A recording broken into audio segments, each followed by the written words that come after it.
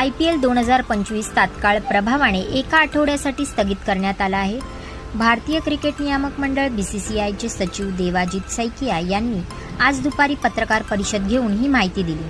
भारत आणि पाकिस्तानमधील सीमावादामुळे सुरक्षेच्या दृष्टीने हा मोठा निर्णय घेण्यात आला आहे.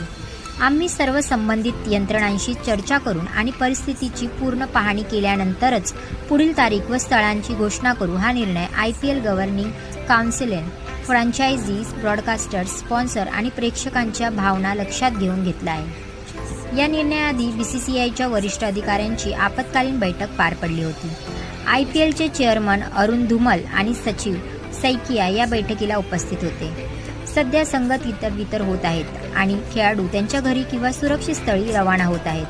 पंजाब किंग्स आणि दिल्ली कॅपिटल्स यांच्यात धर्मशाळा येथे झालेल्या सामन्यात अर्धवट सोडावा लागला होता. त्यामुळे विमानतळ बंद असल्याने खेळाडूंना बस किंवा रेल्वेने दिल्लीपर्यंत आणण्यात आले. दक्षिण आफ्रिकन खेळाडूंशी संबंधित क्रिकेट असोसिएशन सतत संपर्कात आहे. त्यांच्या सुरक्षेसाठी विशेष खबरदारी घेतली जात आहे. आतापर्यंत IPL 2025चे 58 सामने पार पडले आहेत.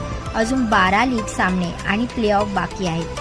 IPL लवकर पुन्हा सुरू झाला नाही तर पुढील शक्य वेळापत्रक सप्टेंबरमध्ये असू शकते, जेव्हा भारतात कोणताही मोठा दौरा ठरलेला नाही. ही एक डेव्हलपिंग स्टोरी आहे आणि पुढील काही तासात आणखी अपडेट्स येऊ शकतात. IPLचं पुढे काय होणार, कोणत्या तारखांना सामने होणार हे जाणून घेण्यासाठी सबस्क्राईब करा T न्यूज आणि बेल आयकॉन जरूर दाबा.